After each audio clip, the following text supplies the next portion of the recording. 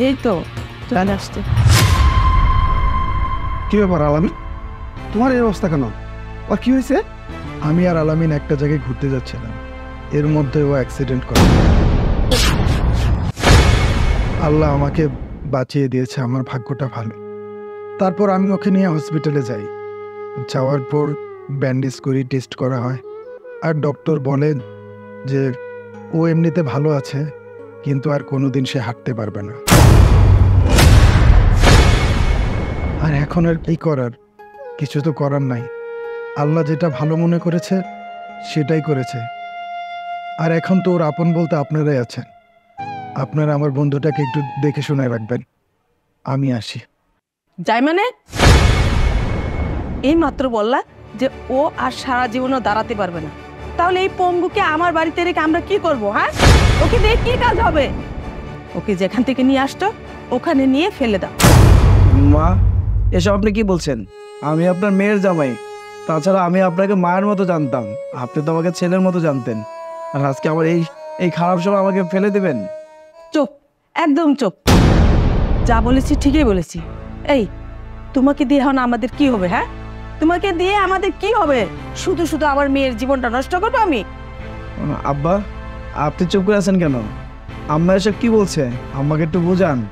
আরে তোমার আম্মা তো ঠিকই বলছে, তুমি এতদিন ইনকাম করছো আর আমরা বসে বসে খাইছি, এখন তুমি ইনকাম করতে পারবো না, আর আমরা কোথা থেকে খাবো? এখন তো আমরাই খাইতে পাইবো না। স্যার, তুমি তোমার জায়গায় চলে যাও। এই শোনো, আলামিনরে যেখান থেকে আনছো ওখানে নিয়ে যাও। নিপা, তুমি আমার শালি হও সম্পর্কে, কিন্তু আমি তো সবসময় তোমার আমার বোনের মতো জানতাম। তুমি তোমার বাবা মাকে বোঝাও যে এমনটা সময় আমার পাশে থাকা উচিত তোমাদের। তুমি একটু বোঝাও। দুলাভাই, আপনি এসব কি বলতেছেন? আমি ছোট মানুষ, আমি সংসারের কি বুঝি? আমি এসব কিছু বুঝি না, মা বাবা যা বলবে তাই। আচ্ছা ঠিক আছে, বুঝতে পেরেছি আপনারা কেউ আমাকে এই বাড়িতে রাখতে চাচ্ছেন না। আচ্ছা মাহি, তোমার বাবা মা যেহেতু এই বাড়িতে আমাকে রাখতে চাচ্ছে না, তাহলে এক কাজ করো, তুমি আমি চলে যাই এই বাড়ি থেকে। আমাদের যে বাড়ি আছে সেখানে গিয়ে আমরা থাকবো, চলো। মাথা ঠিক আছে তোমার? হ্যাঁ, তুমি কিভাবে এই কথা বলো আমাকে? আমি তোমার সাথে কোথায় যাব? কোথায় যাব আমি? কি খাওয়াবো আমাকে? হ্যাঁ, কোথায় রাখবা? ওই গরিব বাড়িতে পড়ে থাকবো? তারপর কি করবো? আমি রাস্তায় রাস্তায় বিক্রি করে তোমাকে খাওয়াবো? হ্যাঁ, আমি পারবো না, আমি তোমার সাথে কোথাও যাবো না। দেখো, আমার বাকি জীবন এখনো পড়ে আছে, আমি অল্প বয়সী একটা মেয়ে, আমি চাইলে নতুন করে আবার জীবন সংসার শুরু করতে পারবো, ভালো একটা ছেলে থেকে বিয়ে করতে পারবো।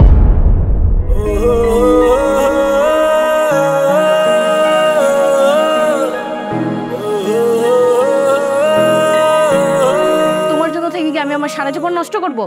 ইম্পসিবল, কখনোই না। তুমি চলে যাও তোমার বাড়িতে, আমি যাব না। থাক, তোমাদের আর কষ্ট করতে হবে না, আমি নিজেই যেতে পারবো। যেহেতু এই বাড়িতে আমার জায়গা হবে না, সেহেতু এই বাড়িতে আমিও থাকবো না।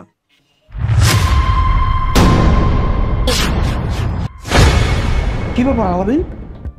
ডাক্তার তো বলেছে তুমি আর কোনোদিন দাঁড়াতে পারবো না, তাহলে তুমি নিজের পায়ে হঠাৎ করে দাঁড়িয়ে গেলা? কি অবাক হয়েছেন আপনারা? অবাক হয়েছেন? আরে অবাক তো হওয়ারই কথা। যে মানুষটা দাঁড়াতে পারবে না, সারাটা জীবন পঙ্গু হয়ে থাকবে, সেই মানুষটা কিভাবে 1 মিনিটে দাঁড়িয়ে গেল? হ্যাঁ, অবাকই হওয়ার কথা। আর অবাক তো আপনারা না, আমিও অবাক হয়েছি। যে মানুষদের ভালো রাখার জন্য আমি দিন রাত পরিশ্রম করেছি, সে মানুষগুলো কি করেছে? আমার সাথে বেইমানি করেছে। আর আমার স্ত্রী, যাকে আমি অনেক ভালোবাসি, আর আমাকেও সে তাকে অনেক ভালোবাসে, সেও আমার সাথে বেইমানি করেছে। শুনুন, আপনাদের মুখোশে আড়ালে যে শয়তানটা লুকে আছে সেটা আমি জানতে পারতাম না, শুধুমাত্র আমার এই বন্ধু আজকে নাটকটা না করলে আমি এটা জানতে পারতাম না। বন্ধু, এভাবে হঠাৎ করে ডাকলি?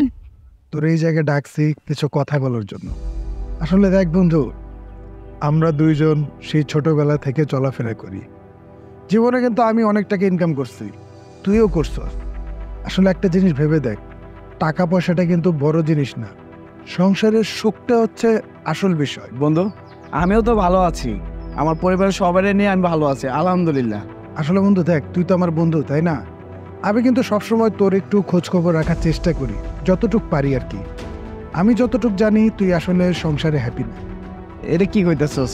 আমি তো দেখি যে আমি হ্যাপি। শোন বন্ধু, আমার মনে হয় কি জানিস, তোর এই টাকা পয়সার জন্য তোর ফ্যামিলির লোকজন তোকে ব্যবহার করছে। তুই আমার কথা বিশ্বাস না হলে তাদেরকে একটা পরীক্ষা করে দেখতে পারি।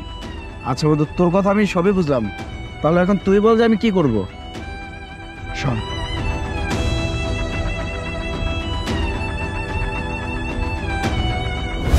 এবার নিশ্চয়ই বুঝতে পেরেছেন এতক্ষণ কি হয়েছিল। বাবা, আমি আপনার আমার বাবার মতো জানতাম। আমার এই দুনিয়াতে আমার বাবা নেই, কিন্তু আমি আপনাকে যখন পেয়েছি তখন মনে হয়নি, একটা সেকেন্ডও মনে হয়নি যে আমার বাবা নেই। আপনাকে আমার বাবা মনে হতো। আম্মা ঠিক একই, আপনাকে না কখন আমার মনে হয়নি যে আপনি আমার শাশুড়ি আম্মা। আপনাকে আমার সবসময় মনে হতো আপনি মনে হয় আমার গর্ভধারী মা। আর শালিকা, তোমাকে তো আমি শালির চোখে কখনো দেখি নাই। আমার বোনের চোখে দেখেছি তোমারে, কিন্তু কি করেছো তুমি, তোমার মা, তোমার বাবা আমার সাথে বেইমানি করেছে। আর তোমরা তো পরের কথা, যে কিনা আমার ওয়াইফ, আমার সারাটা জীবনের সঙ্গী, সেই তো আমার সাথে বেইমানি করেছে।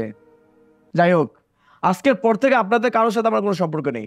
শুধু আপনাদের সাথে না, আপনার মেয়ের সাথেও আমার কোনো সম্পর্ক নেই। ভালো থাকবেন সবাই। বন্ধু চল চল। আলামিন,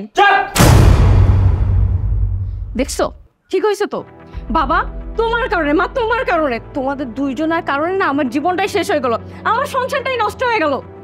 লোক কি শুধু আমরা একাই করেছি? তুই করস নাই? তুই আমাদের চাইতে আরো বেশি করেছিস। হ্যাঁ, তোর মা ঠিকই বলেছে, খালি এখন আমাদের উপরে চাপাই দিচ্ছিস, নিজের দুষ্টা একবার স্বীকার করছিস। যা